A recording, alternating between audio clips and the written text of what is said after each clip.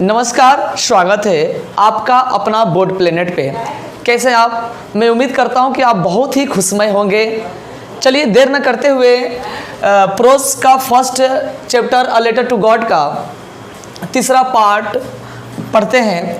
अगर आप a letter to God का लेक्चर फर्स्ट और लेक्चर सेकंड नहीं देखें तो सबसे पहले आप लेक्चर फर्स्ट और लेक्चर सेकंड देखें, तब जाकर के इसको देखें।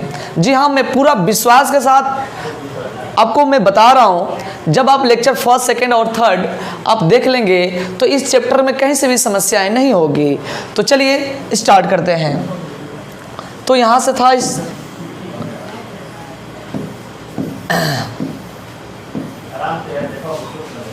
चलिए यहाँ तक हम आपको पढ़ाए थे। लेक्चर सेकंड में आपको पढ़ाया गया था, थोड़ा सा रिवीजन करा दें।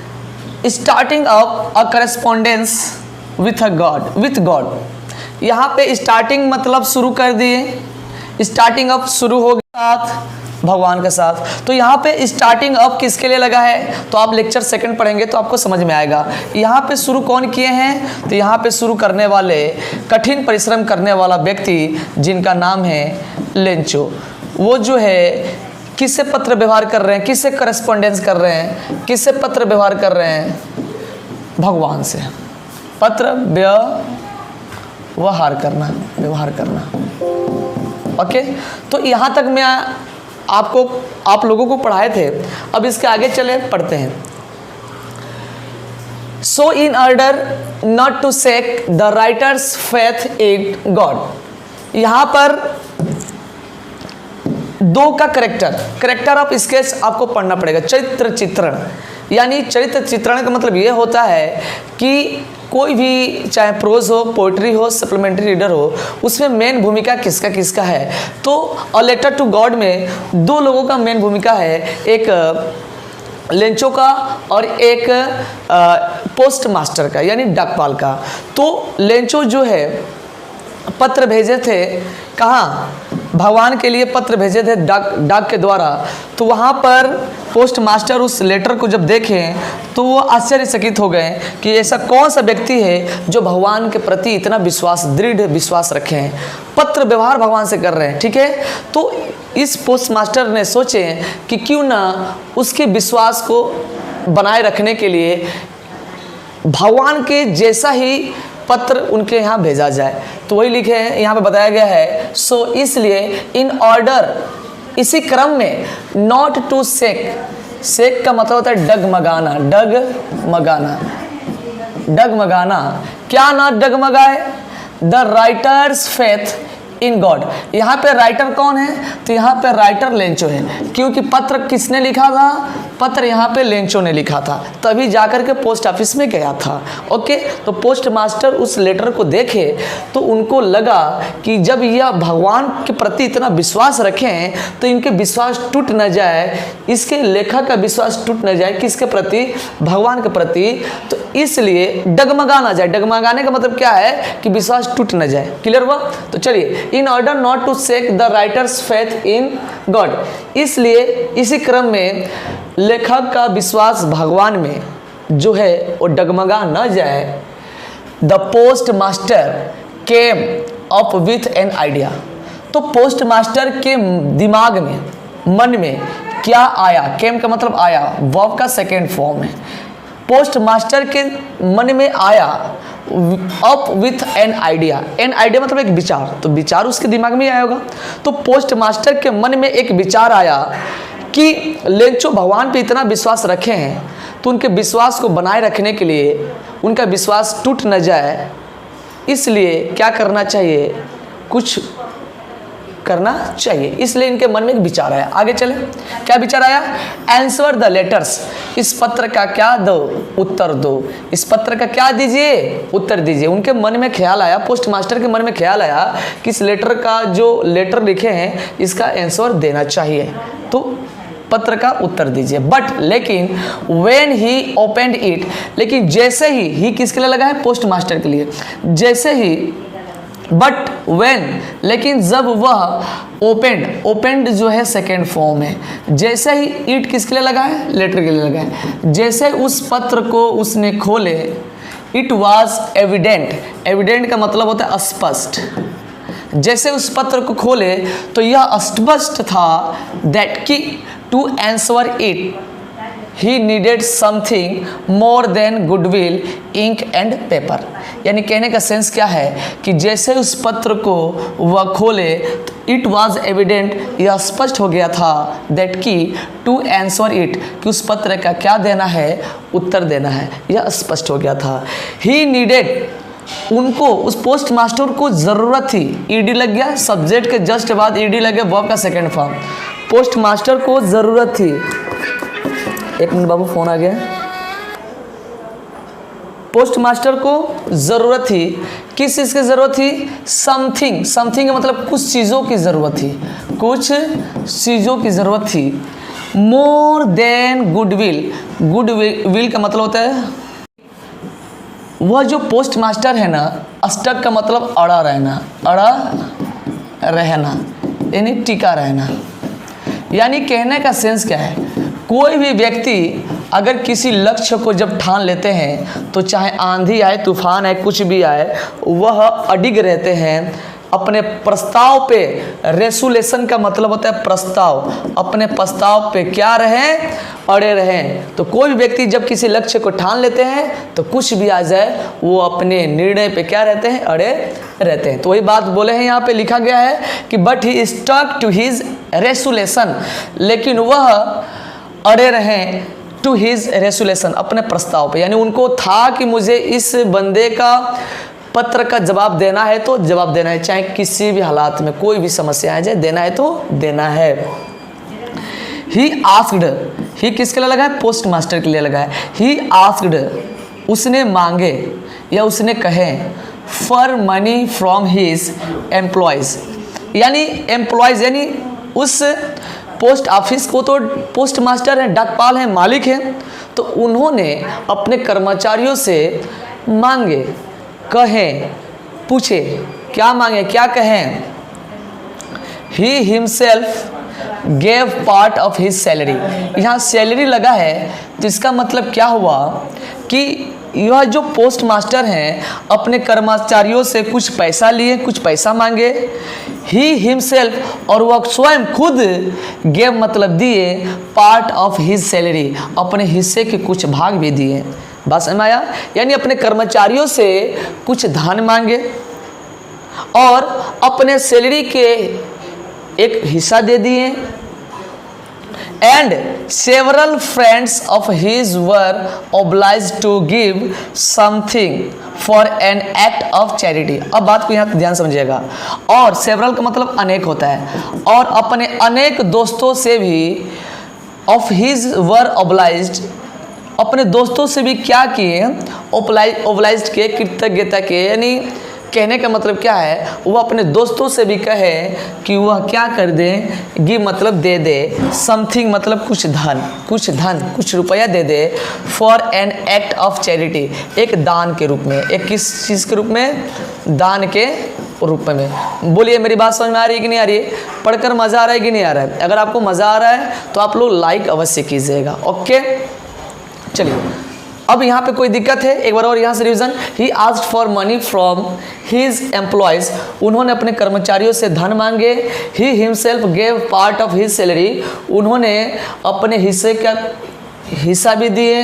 And several friends of his were obliged, और अपने दोस्त से भी कहे टू गिव समथिंग, कुछ धन देने के लिए, for an act of charity, दान के पुण्य के रूप में। आगे चले, ज़्यादा नहीं है, थोड़ा सा है, आगे चले। इट वॉज इम्पॉसिबल, इट किसके लिए लगा है? वो धन कलेक्ट करना है, यानी इट जो है मनी के लिए लगा है। किसके लिए लगा है? मैं एक एक पॉइंट तोड़ के बताता हूँ, थोड़ा सा टाइम लगता है। अगर आप लोग समझदार हैं तो मेरी बातों को समझ सकते हैं कि कोई भी वीडियो जो शॉर्ट रहता है ना तो थोड़ा सा सीखते हैं, लॉन्ग रहेगा तो ज़्यादा बेहतर सीखेंगे। तो वही बात है। इट वाज, इट किसके लिए लगा है? मनी के लिए लगा है। इट वाज इम्पॉसिबल, पॉसिबल नहीं है, इम्पॉसिबल है, यानी जो मनी है ना इम्पॉसिबल था for him to gather together, किसके लिए इम्पॉसिबल था? किसके लिए इम्पॉसिबल था? उस पोस्ट मास्टर के लिए इम्पॉसिबल था। ओके, मेरी बात समझ में आ रही है? क्या करने के लिए? Together, together. अब दोनों का अंतर क्या है, ध्यान समझिएगा। यहाँ टू छोड़ करके गेदर लग गया है, GATHER, ध्यान दीजिएगा। यहाँ पे GETHER लिखा है, यानी एक तो टू और गेदर के बीच में गैप है, और यहाँ पे कॉम्बिनेशन है। जो कॉम्बिनेशन है तो जी के बाद क्या आना चाहिए? ई आना चाहिए। क्लियर हुआ? और यहाँ पे जो है इकट्ठा करना, इसका हिंदी क्या निकलेगा? इकट्ठा करना। क्या करना? इकट्ठा करना। और इसका मतलब क्या हुआ? साथ साथ या एक साथ, साथ साथ या एक साथ। अब यहाँ पे ध्यान समझिए, यहाँ पे कहने का मतलब क्या है? इट वॉज इम्पॉसिबल, यह धन जो है असंभव था, फॉर हिम टुगेदर, टुगेदर, यानी अपने सैलरी के भी हिस्सा दिए, अपने कर्मचारियों से पैसा लेने के लिए बोले, और अपने दोस्तों से भी दान के रूप में मांगे थे। तो इतना पैसा इकट्ठा करने के बाद भी उनके लिए क्या था? एक साथ इकट्ठा करने के बाद भी क्या था? असंभव था। कितना पीसोज? 100 पीसोज, यानी 100 पीसोज उनके लिए, इतना पैसा 100 पीसोज इकट्ठा करने के लिए भी असंभव था। So he was able to send the farmer only a little more than half. देखिए, हाफ का मतलब आधा, मोर देन हाफ यानी आधा से अधिक, और लिटिल मतलब थोड़ा सा अधिक, थोड़ा सा अधिक, थोड़ा सा, थोड़ा सा, यानी आधे से थोड़ा अधिक ही वह क्या कर पाए? भेज पाए। मान लीजिए 100 का आधा कितना होता है? 100 का अगर आधा करेंगे तो 50 हो गया, 50 हो गया, यानी 100 का हाफ करेंगे तो 50 होगा। तो 50 से थोड़ा अधिक क्या हो सकता है? 10 हो सकता है, यानी 60 हो सकता है, 70 हो सकता है, इतना ही हो सकता है। बोलिए, मेरी बात समझ में आ रही कि नहीं आ रही? यानी वह 100 पीसोस इकट्ठा नहीं कर पाए, वह सिर्फ उनके पास कितना क्षमता रहा? आधा से अधिक ही भेज पाए। क्लियर हुआ? So he was able to send the farmer only a little more than half, इसलिए वह जो है आधे से अधिक ही रकम उस किसान को, फार्मर मतलब किसान को क्या कर पाए? भेज पाए। उसके आगे चलिए, he put the money in an envelope address to Lencho and with it a letter containing only a single word as a signature God। इसका मतलब क्या हुआ? यहाँ पे ही किसके लिए लगा है? पोस्ट मास्टर के लिए लगा है। ही पुट, आधे से अधिक रकम लेकर के उसने क्या किए? पुट मतलब रखे, डाल दिए, द मनी, उस धन को डाल दिए, किस में डाल दिए? एक लिफाफे में डाल दिए, और एड्रेस टू लेंचो, और लेंचो के पता पर क्या कर दिए? भेज दिए। एंड विथ इट देखो ध्यान समझो बाबू, and with it a letter containing only a single word as a signature God. यानी कहने का मतलब क्या है? वो लिफाफे पर ना a letter containing only a single word, यानी कहने का मतलब क्या है? उस लेटर के ऊपर सिर्फ एक ही वर्ड लिखा था। किस रूप में? एक सिग्नेचर के रूप में। किस रूप में एक वर्ड लिखा था? सिग्नेचर के रूप में लिखा था। उस पर क्या लिखा हुआ था? गॉड लिखा हुआ था। बोलिए, मेरी बात समझ में आई? यानी आधे से अधिक पैसा इकट्ठा करके वह जो है पोस्ट मास्टर उस पैसा को इकट्ठा करके लिफाफे में डाले, और डालने के बाद उसके ऊपर एक वर्ड लिखे, वो भी किस रूप में? सिग्नेचर के रूप में। वह वर्ड कौन सा था? गॉड। कौन सा वर्ड था? गॉड। क्यों लिखे? ताकि लेंचो को 100% बिलीव हो जाए कि यह जो मैं भगवान से मांगा था, जो धन भगवान से क्या हुआ है? आया है। ठीक है, आगे चले। ये क्वेश्चन है, मैं क्वेश्चन एक और वीडियो लेकर आऊँगा, उसमें टोटल क्वेश्चन आपको क्या कर दिया जाएगा? दे दिया जाएगा, एकदम बेहतर तरीके से पढ़ाया जाएगा। शॉर्ट आंसर, लॉन्ग आंसर और MCQ। समझ में आया? आगे चलिए। The following Sunday, Lencho came a bit earlier than usual to ask if there was a letter for him। चलिए, इसके पहले क्या लिखा था? इसके पहले यही लिखा था ना बाबू, ध्यान से समझिएगा। इसके पहले यही लिखा था कि लिफाफे में उस धन को रख दिए, और लिखा है एड्रेस टू लेंचो, और लेंचो के पता पर, लेंचो के पता पर क्या कर दिए? उस खत को रख दिया, यानी कि हाँ, लेंचो के पास ही ये खत जाना चाहिए। ठीक है, उसके आगे चलिए। उसके घर पे गया नहीं है, बात समझिएगा। द फॉलोइंग संडे, अगले रविवार को, लेंचो केम, लेंचो आ गया। अ बिट मतलब थोड़ा सा, अर्लियर मतलब पहले, यानी थोड़ा पहले ही, यानी जिस समय पे जाना चाहिए पोस्ट ऑफिस में उससे थोड़ा पहले ही आ गया।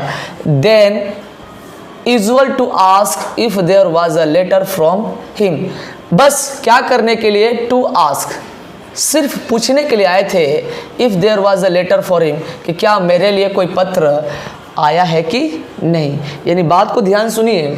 The following Sunday Lencho came a bit earlier than usual to ask if there was a letter for him, अगले रविवार को लेंचो समय से पहले ही उस पोस्ट ऑफिस में चले गए, सिर्फ यही पूछने के लिए कि मेरे लिए, यानी उसके लिए कोई पत्र आया है कि नहीं। It was the postman himself, अब देखिए यहाँ पे सेंस क्या है। इट वॉज द पोस्टमैन, यहाँ पे द लगा है, ठीक है, यानी किसी भी नाउन से पहले अगर द लग जाता है तो यह नाउन खास हो जाता है। खास का मतलब यानी उस नाउन को पहले से क्या किए हैं, परिचित है, पहले से जान पहचान है।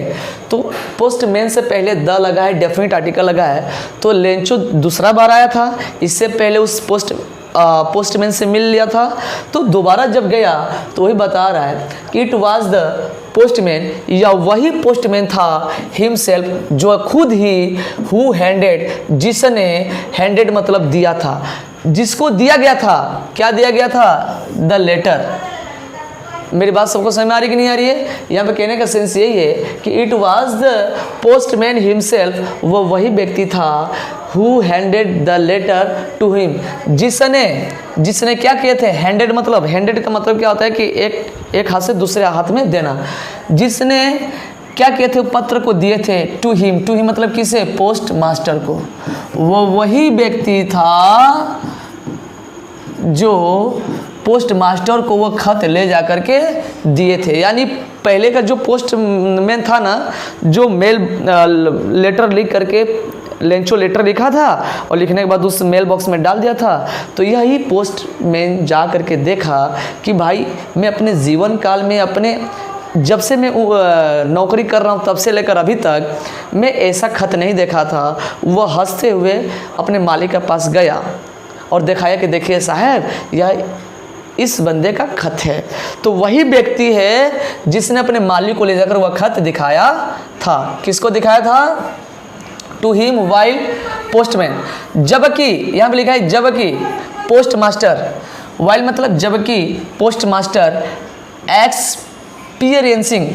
एक्सपीरियंसिंग का मतलब होता है अनुभव करना, जबकि पोस्ट मास्टर क्या कर रहा था, अनुभव कर रहा था द कंटेंटमेंट का मतलब संतुष्ट ऑफ अ मैन, यानी संतुष्ट व्यक्ति की भांति अनुभव कर रहा था।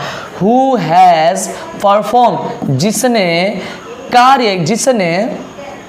परफॉर्म दिखाया था, जिसने क्या किया था, दिखाया था, अ गुड डीड, एक अच्छा कार्य, जिसने एक अच्छा कार्य करके दिखाया था। क्लियर हुआ। लुक्ड ऑन, वो क्या कर रहा था, देख रहा था, फ्रॉम हिज ऑफिस, अपने ऑफिस से। चलिए अगर नहीं समझ में आया तो फिर से थोड़ा सा रिवीजन कर लें। The following Sunday Lencho came a bit earlier than usual to ask if there was a letter for him, यानी समय से पहले, अगले रविवार को लेंचो समय से पहले ही वह पोस्ट ऑफिस में चला गया, सिर्फ पूछने के लिए कि मेरे लिए खत आया है कि नहीं। It was the postman himself who handed the letter to him, यह वही पोस्टमैन था जिसने मालिक को खत लेटर दिया था। वाइल, उस समय, दोबारा लेंचो गया है, उस समय आपस में लेंचो और पोस्टमैन आपस में भिड़े हुए हैं, बातें कर रहे हैं, जबकि इसी ऑफिस के दफ्तर, मैंने इसी के ऑफिस, जो पोस्टमैन है ना, उसके कहीं उसका ऑफिस होगा, ये पोस्ट ऑफिस है, पोस्ट ऑफिस से इसी में जो है कहीं से पोस्ट मास्टर क्या कर रहा था, आपस में बात करते हुए, इन दोनों का आपस में बात करते हुए देख रहा था, जिसने अपने आप से सोच रहा था कि मैं एक अच्छा कार्य किया हूँ, एक नेक व्यक्ति की भांति कार्य किया हूँ, वो यही क्या कर रहा था, अनुभव कर रहा था। Looked on from his office, अपने ऑफिस से देख रहा था। आगे चले। लेंचो सोड, लेंचो देखा, नॉट द स्लाइटेस्ट, जैसे उस पत्र को लेंचो देखा तो not the slightest surprise, slightest का मतलब होता है थोड़ा सा भी, थोड़ा सा भी, थोड़ा सा भी लेंचो आश्चर्यचकित नहीं हुआ। किसको देख करके, ऑन सीइंग, किसको देख करके, the money. Lencho showed not the slightest surprise on seeing the money, Lencho उस धन को देखकर थोड़ा सा भी आश्चर्यचकित नहीं हुआ। सच वाज हिज कॉन्फिडेंस, क्योंकि वास्तव में उसको क्या था, कॉन्फिडेंस था, विश्वास था कि भगवान मुझे ऐसा धोखा नहीं दे सकते हैं। बट लेकिन ही बिकेम एंग्री, लेकिन लेंचो क्या हो गया, ही किसके लिए लगाया, लेंचो के लिए लगाया। बीके मतलब हो गया, क्या हो गया, क्रोधित हो गया। When he counted the money, जब उसने धन को गिना, यानी लेंचो जब उस धन को लिफाफे में देखा तो थोड़ा सा भी आश्चर्यचकित नहीं हुआ था, लेकिन जैसे उस धन को गिना तो वह क्या हो गया, आश्चर्यचकित हो गया। और वो बोल रहा है कि God could not have made a mistake, made a mistake मतलब गलती करना, यानी भगवान कुड जो है यह पास्ट मॉडल है। God could not have made a mistake, भगवान गलती नहीं कर सकते हैं। नॉर, ना he could he have denied Lencho, ना ही अब किसके लिए लगा है, गॉड के लिए लगा है। ना ही भगवान, डिनाइड मतलब मना करना, ना ही भगवान मना कर सकते हैं किसको, लेंचो को। व्हाट ही हैड रिक्वेस्टेड, जिन्होंने लेंचो ने, यहाँ ही किसके लिए लगा है, लेंचो के लिए लगा है। यानी कहने का सेंस क्या है, ही हैड रिक्वेस्टेड, जिसने क्या किया है, रिक्वेस्ट किया है भगवान से। क्लियर हुआ। यहाँ पे लिखा है कि when he counted the money, जब उसने धन गिना तो क्या हो गया, जब उसने धन गिना तो वो क्रोधित हो गया। God could not have made a mistake, भगवान गलती नहीं कर सकते हैं। Nor could he have denied Lencho, ना ही वह लेंचो को मना कर सकते हैं। व्हाट ही हैड रिक्वेस्ट, जिसने जो है, लेंचो ने क्या किया था, भगवान को पूरा रिक्वेस्ट किया था। मेरी बात सबको समझ में आ रही है ना। अब यहाँ पे कहने का सेंस क्या है, ही हैड रिक्वेस्टेड, यहाँ पे किसने रिक्वेस्ट किया था, लेंचो ना। तो लेंचो अगर भगवान को रिक्वेस्ट किए हैं तो भगवान लेंचो को मना नहीं कर सकते। ये किसने कहा, लेंचो ने कहा अपने आप से। आगे चले थोड़ा सा बस यही। इमीडिएटली जैसे ही वो गिना उसको क्रोध हुआ तो तुरंत जो है Lencho went up to the window to ask for paper and ink. Lencho कहाँ चला गया, खिड़की के पास चला गया, क्या मांगने के लिए, पेपर और इंक। यानी तुरंत लेंचो खिड़की के पास जा करके पेपर और इंक मांगा on the public writing table. Public का मतलब होता है, पब्लिक राइटिंग टेबल का मतलब समझ सकते हैं, जनता के लिखने वाले टेबल पर। आप देखे होंगे कि किसी भी बैंक में जब आप जाएंगे तो वहाँ पे पब्लिक राइटिंग टेबल होता है, कोई भी फॉर्म फिलअप करना, कुछ भी, ठीक है ना। तो वहाँ पे जा करके ही स्टार्टेड टू राइट, उसने लिखना शुरू किया। With much wrinkling of his brow, with much बहुत ही ज़्यादा, रिंकलिंग मतलब सिकुड़ा हुआ था, ऑफ हीज ब्रो उसके भौहें बहुत ज़्यादा सिकुड़ी हुई थी। काज इसका कारण था, किसके कारण, के कारण, काज मतलब के कारण, किसके कारण सिकुड़ा हुआ था। By the effort he had to make to expresses his idea, यानी उसके मन में जो विचार चल रही थी उस विचार को एक्सप्रेस करने के लिए क्या कर रहा था, प्रयास कर रहा था। इसलिए उसके भौवें जो है बहुत ही ज़्यादा सिकुड़ी हुई थी। यानी उसके मन में यही विचार चल रहा होगा ना कि हम आपसे पैसा मांगे हैं और जब पैसा आया होगा 100 रुपया तो 100 पीसोज में 70 पीसोज मिला है, बाकी 30 पीसोज क्या हो गया है, लोगों ने रख लिया। यही उसके मन में हुआ होगा। आगे चलिए, When he finished, जब वो लिखने वाला जो कार्य था उन्होंने समाप्त किए, उन्होंने मतलब कौन, लेंचो। जब लेंचो लिखना समाप्त किया, he went to the window, वह विंडो के पास गया, to buy a stamp, एक स्टम्प खरीदा, ठीक है, एक टिकट खरीदा, और टिकट खरीदने के बाद which he licked मतलब चिपकाया, लिक्ड मतलब चाटना होता है, चाटना।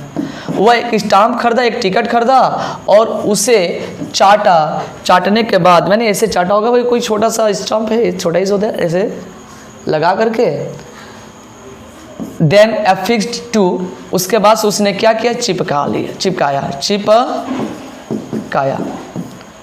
चिपकाया, यानी when he finished he went to the window to buy a stamp which he licked and then affixed to, जब वह काम लिखने वाला काम समाप्त किया तो he went to the window, वह विंडो के पास गया, to buy a stamp, एक टिकट खरीदा, with he licked, उसने चाटा और चाटने के बाद वह चिपका दिया, द एवनलोप, किस पर, एवनलोप पर चिपकाया, with a blow of his fist, अपने फिस्ट मतलब मुट्ठी से दबा करके, वैसे मुट्ठी से दबा करके वह टिकट को लिफाफे पे चिपकाया। उसके बाद से द मोमेंट, और उसी क्षण उसी पल उस लेटर को fell into the mailbox, और उसी खत को तुरंत किस में डाल दिया, पत्र पेटिका में डाल दिया।